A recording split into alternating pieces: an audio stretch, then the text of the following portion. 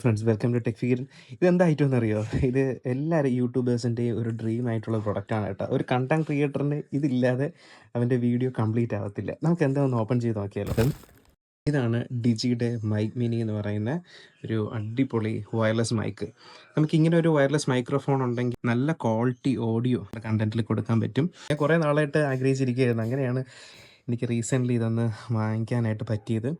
ഇതിൻ്റെ ഫീച്ചർ സൈഡിൽ എഴുതിയിട്ടുണ്ട്. ഇതിനകത്ത് ഇമ്പോർട്ടൻ്റ് ആയിട്ട് പറയുകയാണെങ്കിൽ നോയ്സ് ക്യാൻസലേഷൻ, നല്ല അടിപൊളി നോയ്സ് ക്യാൻസലേഷൻ ഇതിൽ നിന്ന് നമുക്ക് പ്രൊവൈഡ് ചെയ്യുന്നുണ്ട്. അപ്പോൾ നമുക്കിത് അൺബോക്സ് ചെയ്യാം. ജസ്റ്റ് ഇതിൻ്റെ ടോപ്പിൽ ഇങ്ങനെ ഓപ്പൺ ചെയ്ത് കഴിയുമ്പോൾ സിബ് ഓപ്പൺ ചെയ്യുന്ന സമയത്ത് ഇതിനകത്ത് നമുക്ക് 2 വിൻഡ് സ്ക്രീൻ പ്രൊവൈഡ് ചെയ്യുന്നുണ്ട്. അപ്പോൾ കുറച്ചുകൂടെ ഈ വിൻഡി എൻവയോൺമെൻറ്റിലൊക്കെ ഷൂട്ട് ചെയ്യുകയാണെങ്കിൽ കുറച്ച് ഓഡിയോ ഇമ്പ്രൂവ് ചെയ്യാൻ പറ്റും. എണ്ണമുണ്ട്. ഇത് ഒരു കണക്ടറാണ്.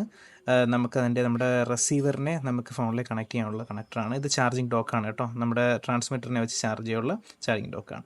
ഓക്കെ, അപ്പോൾ ഇതാണ് നമ്മുടെ മെയിൻ ഐറ്റം, നമ്മുടെ ട്രാൻസ്മിറ്ററാണ്. ഓക്കെ, അതായത് മൈക്ക്. ഓക്കെ, ഈ മൈക്ക് ഇതാണ് ഡിജിയുടെ മെയിൻ ആയിട്ടുള്ള മൈക്ക് യൂണിറ്റ്. ഇതിൻ്റെ ലെഫ്റ്റിൽ 2 ബട്ടൺസ് വരുന്നുണ്ട്.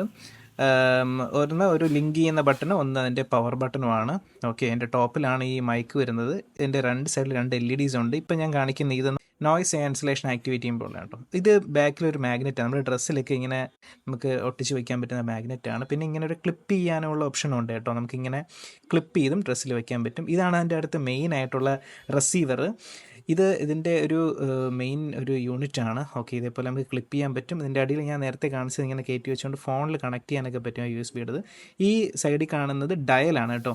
ഈ ഡയലിന് തിരിച്ചുകൊണ്ട് നമുക്ക് വോയിസിൻ്റെ നമ്മുടെ ഓഡിയോത്തിൻ്റെ ഗെയിൻ ചെയ്യാൻ പറ്റും.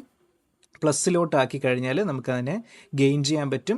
തിരിച്ച് മൈനസിലോട്ടാക്കിയാൽ കുറയ്ക്കാൻ പറ്റും. ഇത് രണ്ടും നമുക്ക് 2 transmitter at A time connect ചെയ്യാൻ പറ്റും. 2 എണ്ണത്തിന് ഈ ഒരു റിസീവറിൽ കണക്ട് ചെയ്യാൻ പറ്റും കേട്ടോ. ഇതിൻ്റെ ഒരു ഡീറ്റെയിൽഡ് വീഡിയോ ഉടനെ തന്നെ നമ്മുടെ ചാനൽ വരും കേട്ടോ. ഓക്കെ, അപ്പോൾ നിങ്ങളെല്ലാവരും സബ്സ്ക്രൈബ് ചെയ്യുക, ലൈക്ക് ചെയ്യുക, ഷെയർ ചെയ്യുക, നിങ്ങളുടെ അഭിപ്രായങ്ങളെല്ലാം കമൻറ്റ് ചെയ്യുക.